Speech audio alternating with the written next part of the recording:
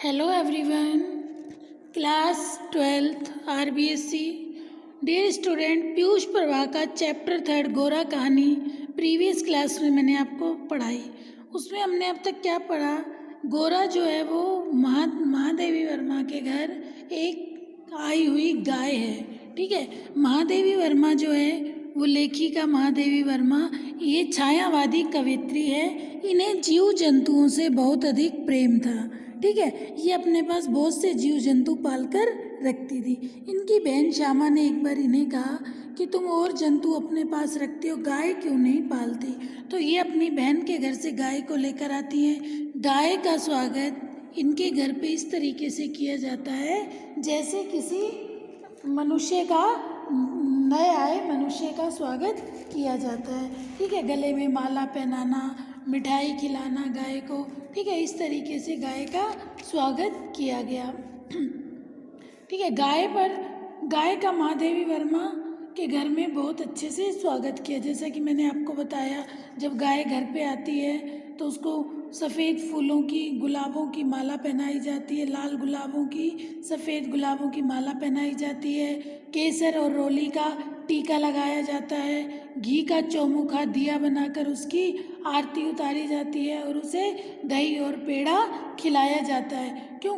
गोरा जो थी बेटा, वो वास्तव में बहुत ही प्रिय दर्शन थी, बहुत ही सुंदर थी। गोरा जो थी वो एक गाय थी जो दिखने में गोरा के चौड़े उज्जवल माथे थे, लंबे तथा सांचे से ढले हुए मुख में आंखें बर्फ में नीले जल के कुंडों के समान लगती थी। उनके पैर पुष्ट व लचीले थे।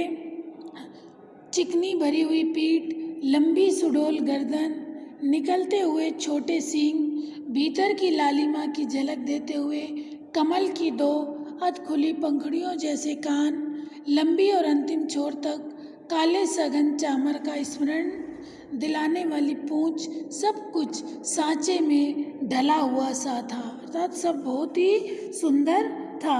ठीक है, तो जो भी देखता वो उस गाय की ओर आकर्षित हो जाता था। और फिर दूसरा देखिए बेटा, जब इनके घर में गाय आई, वो इतना अधिक दूध देती थी कि 12 किलो दूध सुबह देना और 12 किलो शाम। लेखिका कह रही है कि घर में तो दुग्ध महोत्सव प्रारंभ हो जाता था।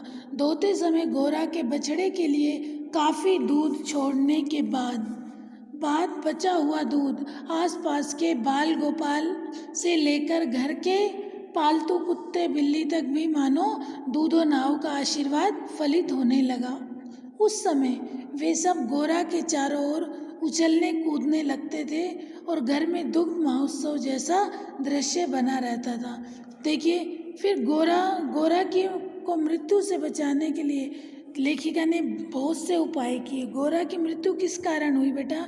कि जो वहाँ के जो ग्वाले थे, ठीक है, पहले उनका जो दूध था वो बहुत ज़्यादा बिका करता था। अब गाय घर में जिस घर में आ जाती है, अक्सर वहाँ के ग्वाले क्या करते थे, गाय को गुड़ में सुई खिलाकर मार देते थे। ठीक है, वो सोचते थे हमारा दूध अधिक बिके। लेकिन महादेवी वर्मा ने गोरा को बचाने की बहुत कोशिश की। ठीक है, उसे पशुओं के जानवरों को चिकित्सक को बुलाकर दिखाया, एक्सरे कराए गए, इंजेक्शन भी लगवाए गए। ठीक है, और डॉक्टर्स ने बोला कि डॉक्टरों ने ये अनुमान लगाया कि इसके हृदय में सुई पहुंच चुकी है। ठीक है, और वो सुई चुभने की वजह से ये इतनी वीक होती जा रही है और धीरे धीरे इसका रक्त संचार रुक जाएगा और इसकी मृत्यु हो जाएगी। और क्या कहा, इसे बहुत ज़्यादा एप्पल का जूस पिलाओ, जिससे एप्पल के जूस में कैल्शियम होगा और वो कैल्शियम सुई पर जम जाएगा तो वो फिर चुभेगी नहीं। लेकिन जब बहुत सा उसे एप्पल का जूस, सेब का जूस पिलाया गया, दवाइयाँ दी गई, लेकिन अंत तक गोरा को कोई भी लाभ नहीं हुआ और उसका प्राणांत हो गया, उसकी मृत्यु हो गई। ठीक है बेटा, तो ये एक संवेदना भरी कहानी है। ठीक है, लेखिका ने गोरा को बड़े ही दुलार से पाला। लेखिका कौन है? महादेवी वर्मा। दूध दोहने की समस्या का निदान करने के लिए लेखिका ने जिस ग्वाले को नियुक्त किया था, उसी ने स्वार्थ से पूरित होकर ईर्ष्यावश गोरा को गुड़ में मिलाकर सुई खिला दी थी, जिससे कुछ दिन अस्वस्थ रहने के बाद उसका पीड़ापूरित प्राणांत हो गया। लेखिका करुणा भाव से द्रवित होकर अतीव व्यथित हुई और सोचने लगी कि भारत गोपालक देश कहा जाता है, लेकिन विश्वास करने वाले मूक प्राणी का ऐसा जीवंत कि कितनी गलत बात इस कहानी में हुई। ठीक है, अब इससे आगे देखिए, जब लेखिका को ये बात पता चलती है कि इसे किसी ने सुई खिलाई है, तो लेखिका को बहुत ज़्यादा कष्ट और आश्चर्य दोनों की ही अनुभूति होती है। सुई खिलाने का क्या तात्पर्य हो सकता है कि किस कारण से गोरा को किसी ने सुई खिलाई होगी, क्या तात्पर्य हो सकता है। दाना चारा तो हम स्वयं देखभाल कर देते हैं, परंतु संभव है उसी में सुई चली गई हो। पर डॉक्टर ने जवाब बताया कि सुई किसी ने गुड़ में डालकर खिलाई है। अगर ये चारे में जाती तो मुंह में अटक कर टूट जाती। गुड़ की बड़ी डली में के भीतर सुई को खिलाया गया है। ठीक है, और वो सुई इनके अंतर रक्त संचार में मिलकर हृदय में पहुंच गई। अंत में एक ऐसा निर्मम सत्य उद्घाटित हुआ जिसकी कल्पना भी मेरे लिए संभव नहीं थी। प्राय कुछ ग्वाले ऐसे घरों में जहां उनसे अधिक दूध लिया जाता है, गाय का आना सह नहीं पाते। अवसर मिलते ही वे गुड़ में लपेटकर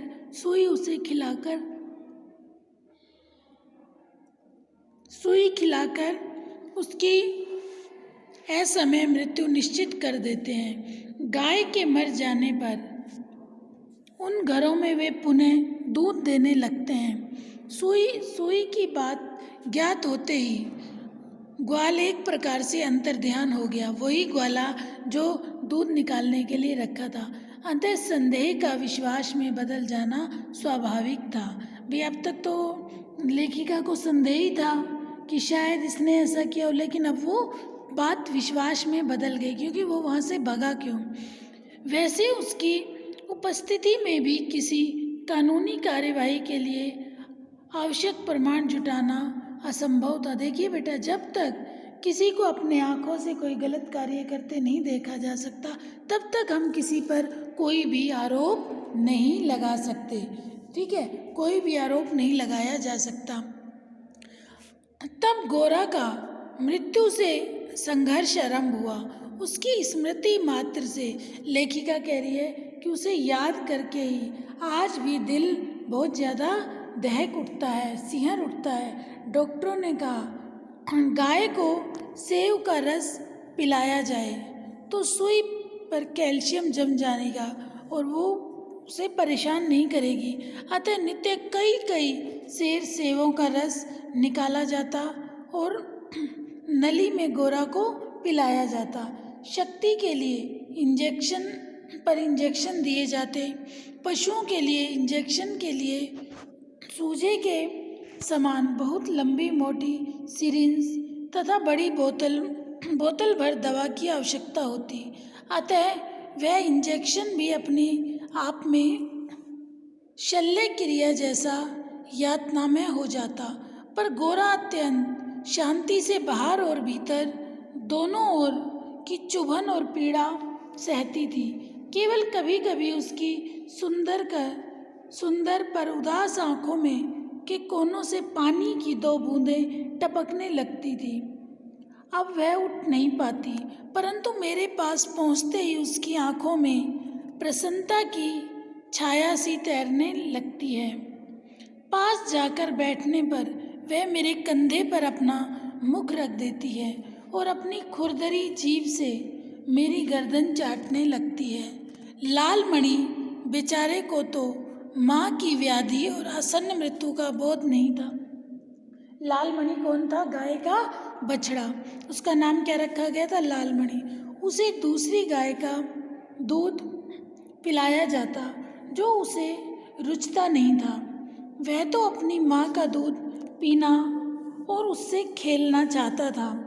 अतः अवसर मिलते ही वह गोरा के पास पहुंचकर या अपना सिर मारकर उसे उठाना चाहता था या खेलने के लिए उसे चारों ओर उछल कूद कर परिक्रमा ही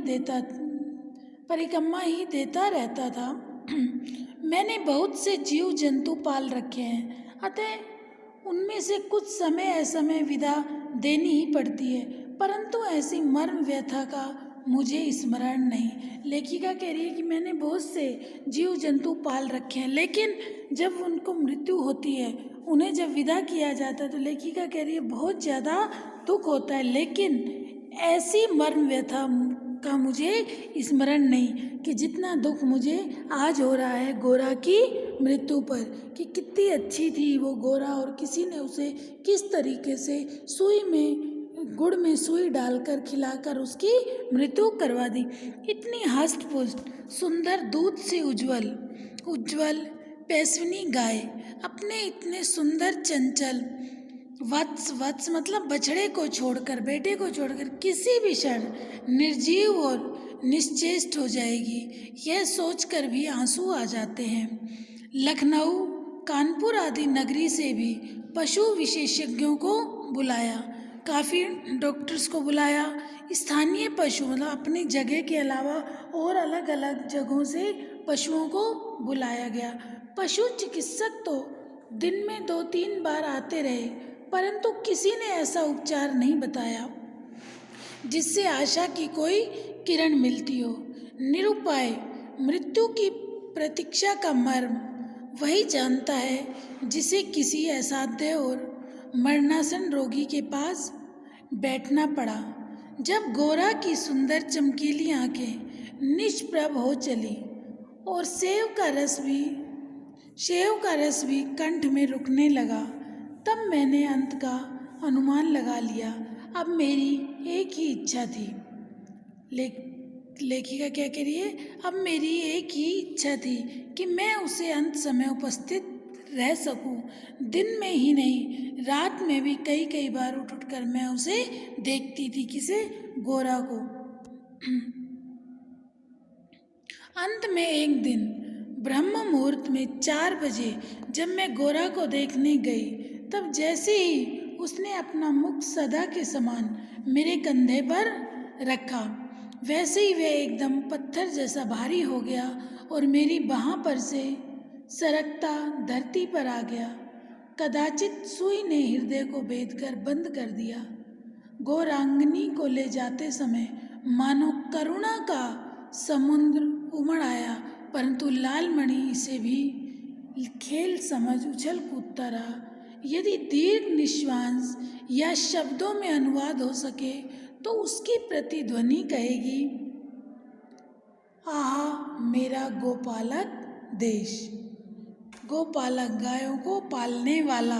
देखिए कहाँ तो ये कहा जाता है कि हमारा जो ये देश है वो क्या है? गोपालक, अर्थात गायों को पालने वाला।